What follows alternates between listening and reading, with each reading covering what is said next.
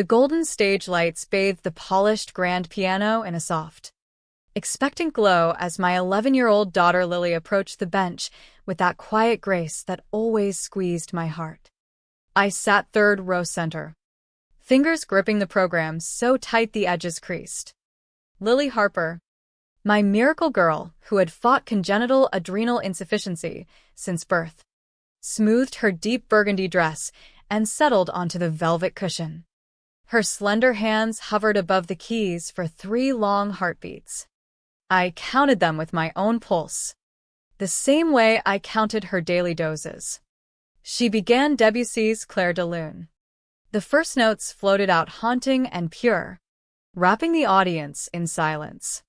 For those opening measures, the world narrowed to just Lily and the music, the invisible bond between us forged through endless hospital nights, medication alarms at 3 a.m., and every small victory against her body's inability to produce essential hormones.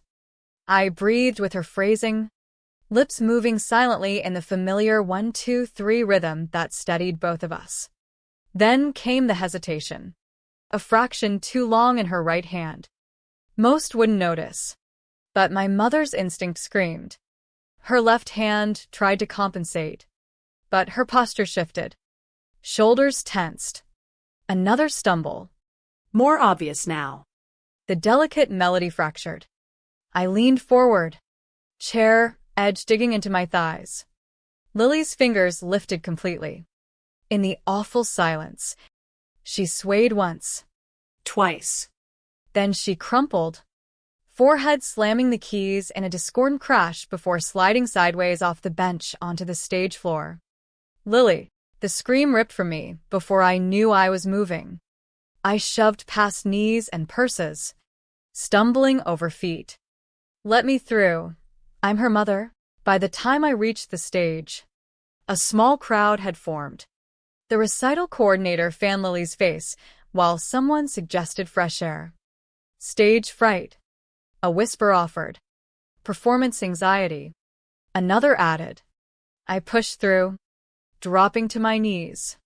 Her face was ghostly white, breathing shallow. I cradled her head in my lap, fingers instinctively finding her pulse. Too rapid, too weak. Lily, honey, can you hear me? I brushed damp hair from her forehead. Her eyelids fluttered but stayed closed. Someone call 911. My hospital administrator voice cut through the murmurs. I grabbed her small crossbody bag, fumbling the zipper for the medication case that never left her side. The blue plastic clicked open. The pills looked right at first, small, round, white. But 11 years of measuring, counting, and administering had trained me to spot the tiniest differences. These were too perfectly white, too uniform. I touched the edge of one to my tongue. Sweet dissolution. No bitterness. Ice flooded my veins. These are sugar pills, I announced. Voice dangerously calm. The crowd pulled back. Someone tampered with her medication.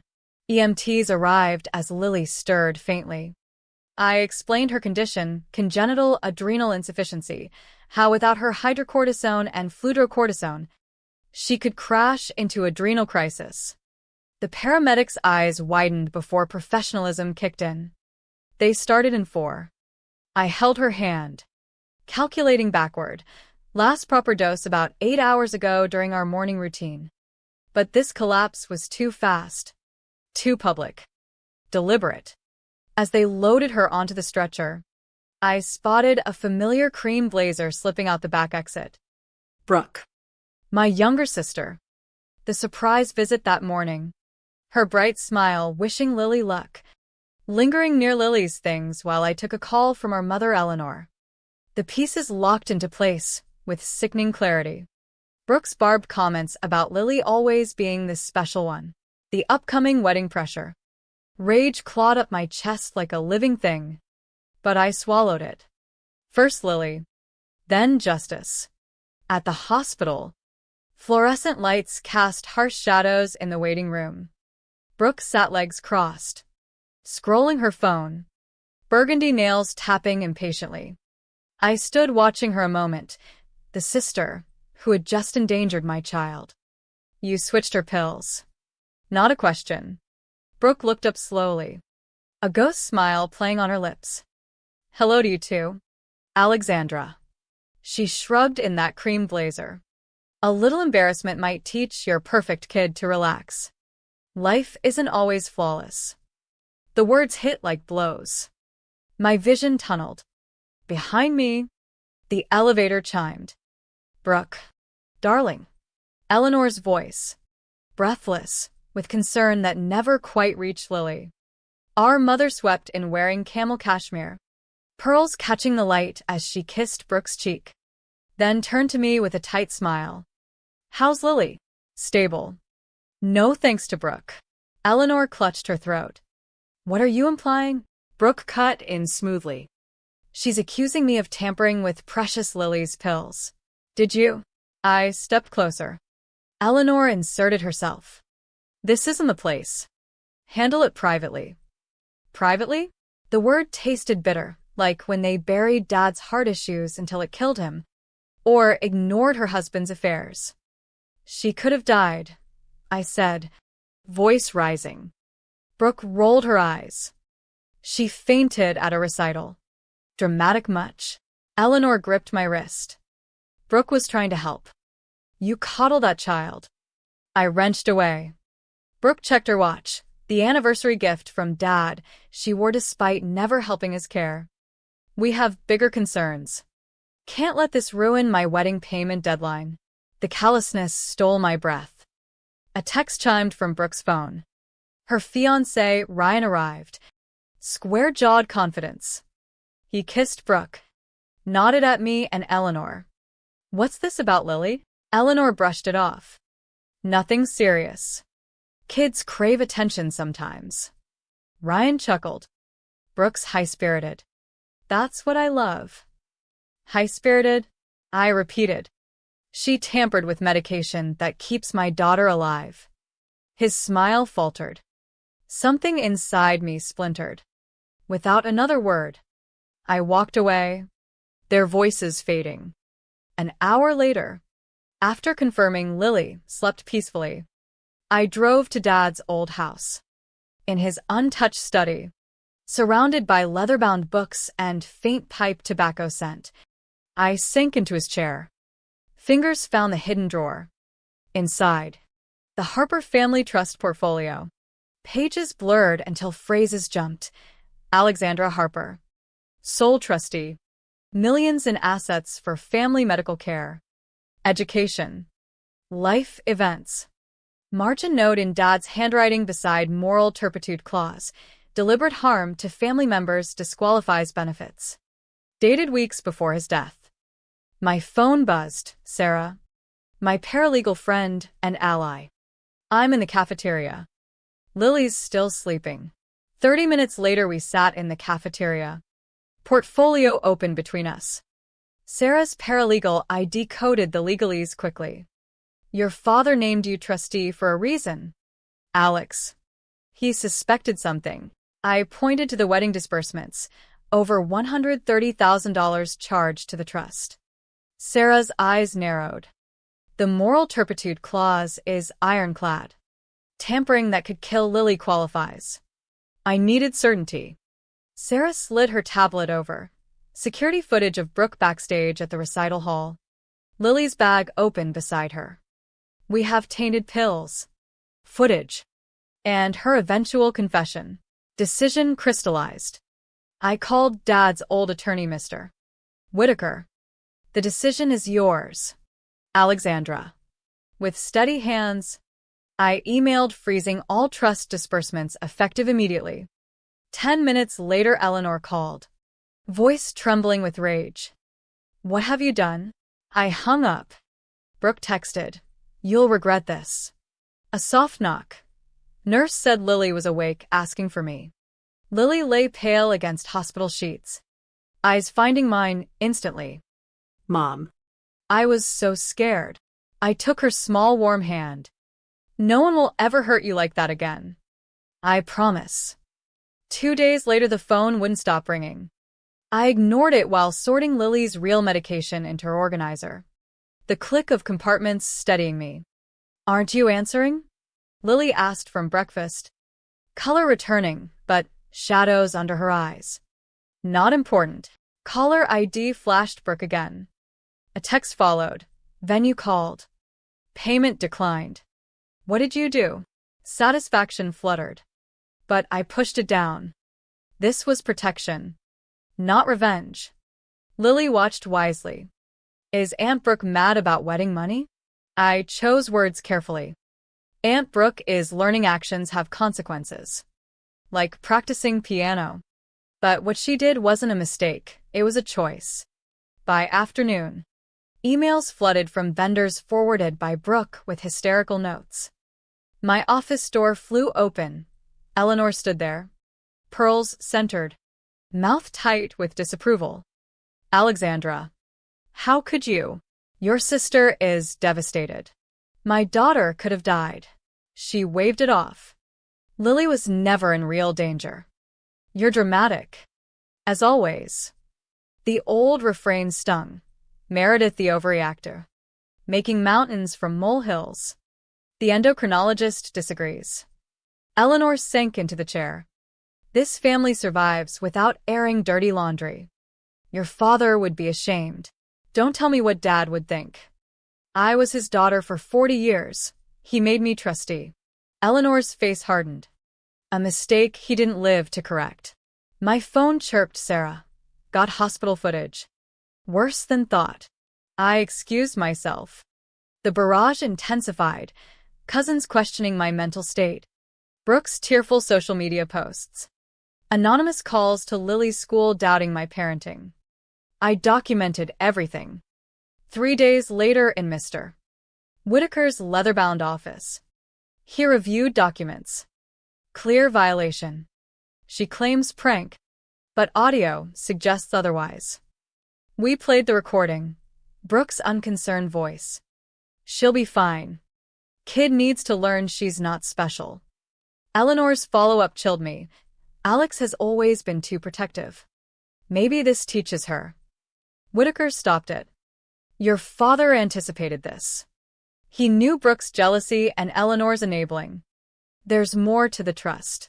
That evening in Dad's study again, I found letters bound in faded ribbon addressed to me. "My dear Alexandra, if you're reading this, you've discovered what I suspected about your mother and sister. Their jealousy runs deep. I've made you trustee because you value integrity over appearances. Trust is a test of character. Be stronger than I was." Tears came, but resolve burned stronger. Sarah arrived with timeline, medical expert statement confirming calculated risk of adrenal crisis, and financial discrepancies, over $70,000 unauthorized withdrawals by Eleanor for luxuries. "What now?" Sarah asked. I gathered evidence, medical reports, footage, records, letters. Show them exactly who they're dealing with. The glossy cream invitation arrived 7 days after freezing the trust, celebration of love for Brooke and Ryan at Harborview Hotel. No mention of wedding. Self-funded now. Sarah sat at my kitchen table amid papers. "Eleanor's been busy. 3 people asked if you're having a breakdown." I poured coffee. Mobilizing family troops as usual. Phone buzzed with cousin texts about family unity at Brooke's special day. Corbin, Ryan's family, had transferred $50,000. Evidence pile grew. Trust statements. Highlighted clause. Hospital records. Audio. Footage. "We're ready," Sarah said. From the living room, Lily practiced piano again. Fingers occasionally stumbling at the collapse passage, but pushing through with new determination. "This needs to be public," I said steadily. "They made it public on that stage." Sarah nodded, concern and respect in her eyes. Dr. Shapiro's final documentation confirmed cortisol levels matching exact tampering timeline. Potential fatal consequences. Virginia, Eleanor's, Unintentional corridor confession on recorder. Just teaching Lily not to steal attention. No one thought she'd collapse. Mr. Whitaker confirmed authority. On rehearsal dinner day, Harborview Ballroom glowed with candlelight and ivory linens. I smoothed my matching burgundy silk dress. Heads turned as I entered. Conversations halted. Eleanor froze. Champagne flute midair. You weren't invited, she hissed. I smiled coldly. Family stands together in difficult times. Right? Brooke appeared in ivory satin. Smile strained. Meredith. Alex. What a surprise. Her eyes warned. Ryan's parents watched confused. I accepted champagne. Moved through crowd engaging key guests while Eleanor hovered nervously.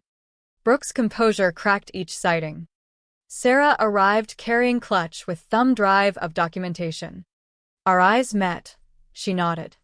As Brooke tapped glass for her toast, family has always been everything. Standing together, I rose. May I say a few words?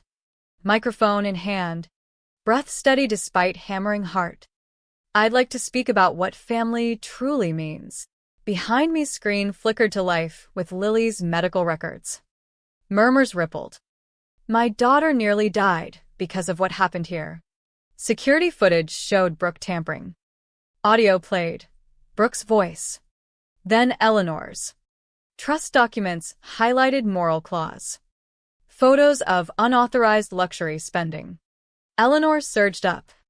She's jealous. But attention fixed on embezzlement evidence. Ryan stepped away from Brooke. Ashen. You tampered with a child's medication? He removed the ring. I can't be part of this. Guests gathered, belongings murmuring. Ryan's parents followed horrified. Eleanor collapsed into chair. Brooke rushed me. You've ruined everything. No, I said quietly. Disconnecting drive. You did when you endangered my child. I addressed Whitaker. The trust will serve its purpose now. The dinner dissolved into whispers and departures. 6 months later, golden light streamed through tall windows of the hospital conservatory, warming the glossy grand piano. Lily's fingers danced across keys in her burgundy dress, playing for Elise with newfound confidence for young patients in wheelchairs and four poles. I stood transfixed in the doorway as she finished with a flourish, face blooming with pride. The children applauded enthusiastically. She's remarkable, Sarah whispered, shoulder brushing mine. Robert would be so proud. Dad always knew music healed what medicine couldn't. A bald boy in Superman pajamas inched forward. Can you teach me? Lily patted the bench. Of course. We'll start simple. I watched her guide his fingers patiently. Same patience Dad once showed her. Trust papers in my bag felt lighter now. The Harper Family Trust transformed into Harper Children's Music Therapy Foundation. Eleanor had called. Condo on market after audit left few options. Brooke relocated with Ryan's family help. Restraining order kept her 500 feet from Lily. Some wounds healed cleaner with distance. 3 cousins called, wanting reconnection. Sarah snorted. Righteousness looks attractive with millions behind it. I was selective about family branches. Sunlight shifted, casting prisms through Dad's old crystal paperweight, Lily's good luck charm now. 6 months ago, panic choked me. Now boundaries stood strong. Mr. Whitaker appeared. Scholarship committee approved 5 recipients. Your father said music reaches what medicine can't. Next month Lily would perform Claire de Lune again, same hall, same piece. But everything transformed. We're planning something special, I told him. Lily's idea, a duet with the oncology boy. Sarah squeezed my arm. From crisis to creation. Your superpower. I watched Lily lean toward the boy. Hand steady over his finding next note together. This smaller circle, purged of poison, built on truth, felt more like family. Sometimes protecting what matters means standing alone until you realize you never were. The music continued, imperfect yet beautiful, flowing from small hands learning creation over destruction. Healing wasn't just melodies, it was all of ours. The Foundation's first public event drew modest crowd but genuine warmth. Lily performed alongside recovered patients, their joy palpable. Eleanor sent one last pleading message about legacy. I didn't reply. Brooke's distant social posts showed diminished life, no lavish wedding, strained relationships. Ryan had walked away permanently. Lily looked up from piano one evening. Mom. Do you ever miss them? I chose honesty. I miss what family could have been. But I don't miss the poison. She nodded wisely beyond her years. Then we make our own family. In that moment, the question lingered. When blood turns toxic, does protecting the innocent justify burning bridges? The music played on, a testament that truth, however painful, can rebuild stronger foundations than fragile facades ever could.